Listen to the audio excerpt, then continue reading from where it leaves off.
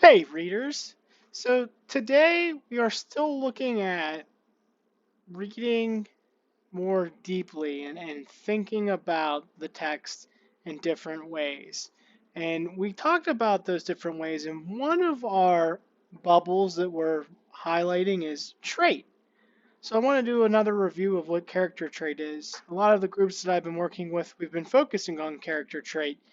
And today, you'll get the chance to go back and reread something that you have read this year to help you identify the character trait.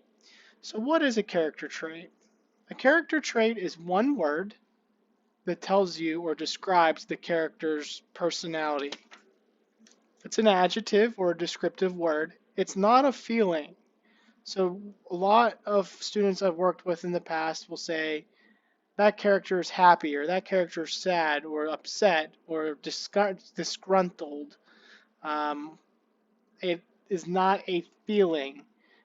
Be sure to use the resource I have on It's Learning for you to help you find other adjectives that aren't feelings that describe your character in one word. So how do we decide what the character traits are?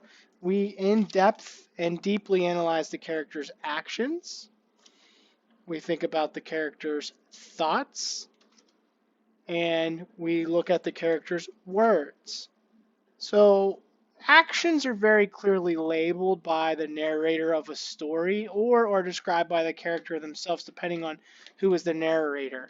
In The Year of the Dog, the story we are reading, the narrator is Grace, and what we know from characters' actions happens from Grace's narration of the story. Other times, the narrator is a third person or someone that's not introduced that will clearly describe to you the character's actions. Words are very easy to identify because you see those in those quotation marks. So you'll have dialogue, it's called, and that dialogue will be punctuated with those quotation marks. And it's easy to analyze that. The harder part sometimes is the thoughts. And that's where you have to really think as your character and get to know your character like a friend, like we did in the last bend. You want to make sure that you really would think, what would the character be doing in this? Why? What's going on in their head? That's a challenging part. And you really learn a lot about the thoughts through the actions and the words and making those predictions. So we're going to practice character traits in The Year of the Dog, and we're going to focus today on the character Melody, Grace's best friend. So I'll put these up here to cue you and help you remember how we find character traits through actions, thoughts, and words. In fact, I'll make a little chart here similar to an organizer that you could create in your notebook. It'll help us record actions, thoughts, and words for our character, Melody. So if you're not remembering who Melody is, remember Melody is her friend who is also Taiwanese American, who they met way, way back at the beginning of the book in the cafeteria where, remember, Grace was mistaken for Melody by the lunch lady, which we thought was really crazy. They've grown up to be kind of best friends as the story has progressed. So we're going to read this chapter, Halloween at School, and record some of her actions, her thoughts, and her words. Before we do that, though, pause the video and think to yourself right now, what are some actions that we've already saw from our character Melody? What has she done already? Okay, so some of the things that I thought after we paused is that we know that Melody often cheers Grace up.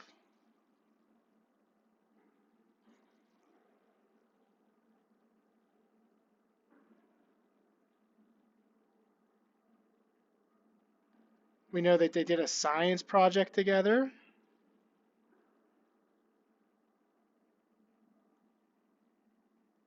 Some other things that we know that Melody's done about TAC camp. Remember she told her about TAC camp? And that they talk a lot as friends. She's pretty much her best friend, right? I'm going to save some room here so that we can record some more of her actions as we read this chapter. Thoughts? I gotta start thinking like Melody. Well, what am I thinking? I'm thinking that Grace is my best friend forever. I'm gonna write BFF, best friend forever. And we'll think about those words.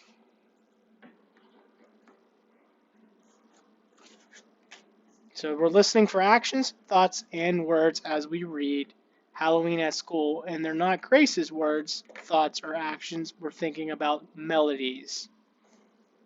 Couldn't believe the summer was over, but it was. The leaves turned as yellow as Chinese pear, and the air felt like it came from an open refrigerator. Too soon it was time to go back to school. Lissy took the big bus to junior high school, and Kiki went with me to the bus stop. Kiki was in kindergarten now. My new teacher was Mrs. Pitterossi. She was tall and had curly short hair the color of cinnamon. Melody was in my class, and so was Sam Mercer. That made us happy, but Becky was in Mrs. Wine's class across the hall. Mrs. Pitterossi had been Lissy's teacher, too. She remembered that. On the first day, she said, "Oh, I taught your sister Beatrice. I hope she didn't think I'd be good at math like Lissy was." Mrs. Pitterossi was a fun teacher. If your birthday was on a school day, Mrs. Pitterossi gave you a big lollipop. I was sad because my birthday was on a Sunday this year, so I wouldn't get a lollipop. But for Halloween, she let me draw a big picture of a laughing jack-o'-lantern, and she taped it on the window. Mrs. Pirossi also said that we could have a costume contest for Halloween. That was exciting. She said we should all wear our costumes, and she would get some of the other teachers to judge who had been the best costume. What should my costume be? I asked everyone. I spent a lot of time drawing myself in different costumes. I drew myself as a silver fairy, a princess dressed in velvet, an amethyst butterfly, and a green-faced witch, but I wasn't sure if I wanted to be any of them. No one helped me come up with more ideas. Lissy said I should go as Thing, like her. That meant painting your face pasty green, putting on a shower cap, and wearing Dad's doctor gown. She always went as Thing. No one knows what you are when you go like that, I complained to her. That's why you should do it, Lissy said. You'll be the only Thing in your class. I wasn't convinced. Being a Thing was not my idea of a good costume. Most people were buying their costumes from the store. We went too, but I didn't see anything I liked. I didn't like the masks that came with the costumes. They were hard plastic with cheap colors and fake smiles. And you just tied the masks around your head with a rubber band. They didn't look real. I realized that if I wanted a good costume, I'd have to make it myself. But how? And what would it be? I could cut 2 eye holes in a sheet and go as a ghost. But that seemed boring. Besides, not only would Mom not like it if I cut holes in a sheet, but we wouldn't have any plain white sheets. We had ivory ones with printed coral red flowers and coffee-colored sheets with stripes and canary yellow ones with floating balloons, but no plain white ones. What kind of ghosts would have flowers printed on her? I kept walking around and around. Finally, when Kiki said she was going to be the Wicked Witch of the West, I caught an idea. I'd be a black cat. I could wear Lissy's old black dance leotard, and I could make cat ears and tape them onto a headband. I could even draw whiskers on my face with Mom's makeup pencil. When I got home, I told Mom my idea. She agreed that it was a good one. We opened up Lissy's old clothes drawer and found the black leotard. I tried on it and it fit. But we do have to buy new stockings, Mom said, holding up Lissy's old ones. These have holes and runs in them. I couldn't wait for Halloween after that. I made Kiki and Lissy promise not to tell anyone what my costume was. I didn't even tell Melody. What are you going to be? I asked Melody. It's a surprise, she grinned and said. What are you going to be? So looking at this dialogue here, what are you going to be? Grace asks Melody. Melody says it's a surprise. She grinned and said, what are you going to be? So I'm going to write some of her words. It's a surprise.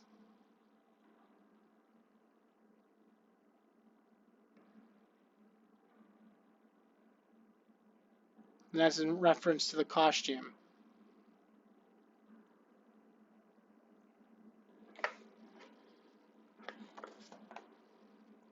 I shook my head too. kept my lips tightly closed. It was so hard to keep a secret. I could feel it wanting to burst out of me like a popping balloon. On Halloween, Mrs. Pederossi let us change into our costumes. The girls went into the girls' bathroom, and the boys went into the boys' room. I drew on my whiskers, colored my nose with a black makeup pencil, and wiggled into my new stockings and leotard. But when I looked down at my legs, they were the wrong color. Bad luck. Mom had bought me navy blue stockings instead of black ones by mistake. I didn't know what to do. Should I take the stockings off?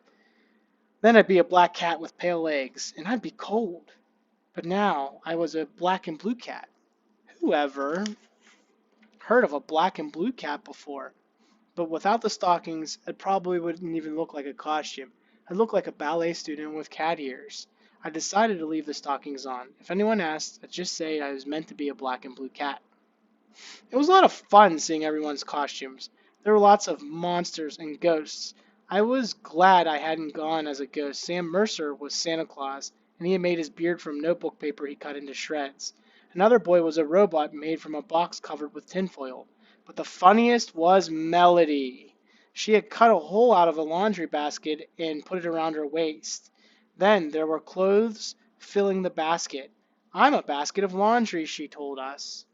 So it's a surprise, the costume. She's thinking probably Grace is her best friend. She wants to surprise her. Some action, she's a laundry basket for Halloween.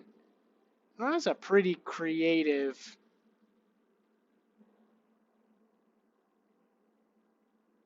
costume. Sorry, running out of room.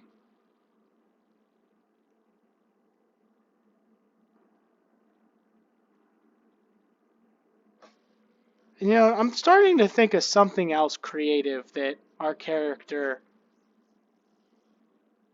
Melody did. Remember she wrote her book about the science fair and no one else did and she won the award in their class, not the national award, but she did well there. Maybe I'm wrong about that, but I do know that her book about the science fair was received really well by their teacher from the year before. So it looks like she's got some really good ideas. She seems to always have great ideas for her friend Grace. So I'm going to think here some thoughts that maybe Melody would be thinking is that she wants to always come up with creative ideas.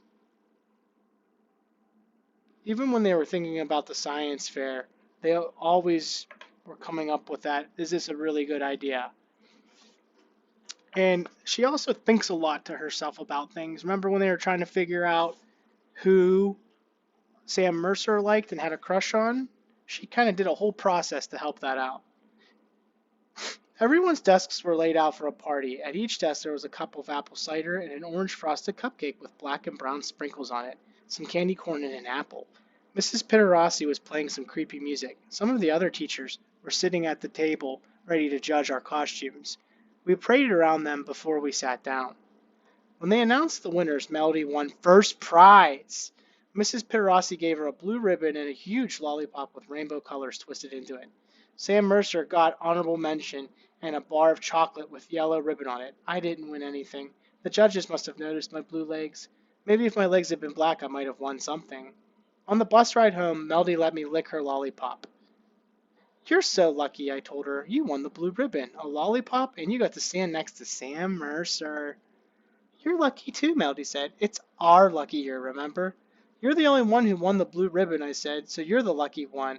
I looked out the window. I felt like one of the early falling leaves, brown and dried up and turning to dust in the blustering wind. I'm not lucky, I told Melody. I'm not lucky at all. Sounds like our character's really bummed. Really bummed here. I wonder how Grace's luck is going to change. But we're focusing today on Melody. So we knew some thoughts and some words. She said you're lucky to Grace, right? You're lucky too. I thought that was really nice of her. We also know some of her other actions. She let her lick the lollipop.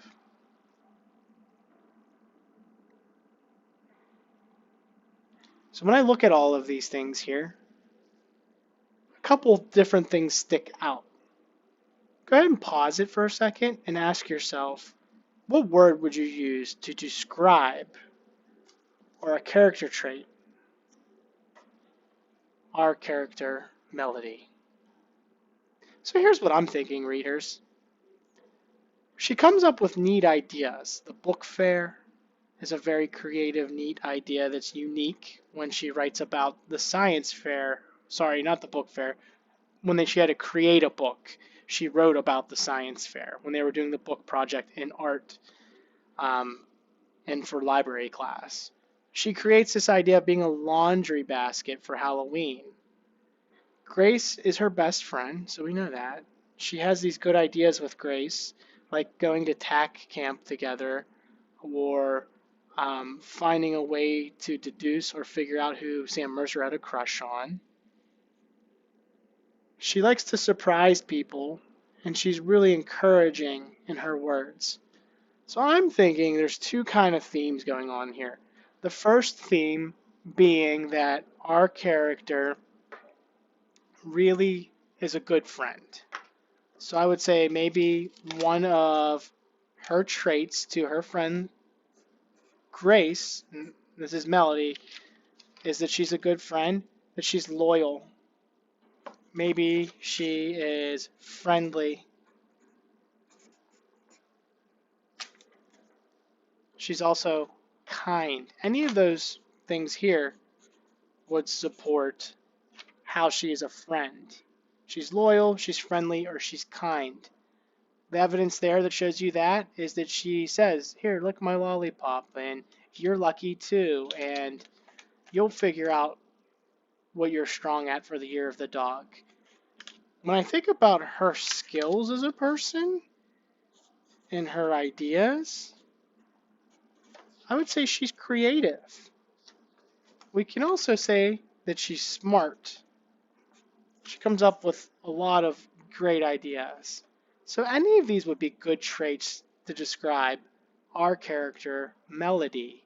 So remember, character traits, to find them, think of the actions, the thoughts, the words. Try to collect actions, thoughts, and words that are somewhat related. And what I mean by that is that they all follow a theme like I did.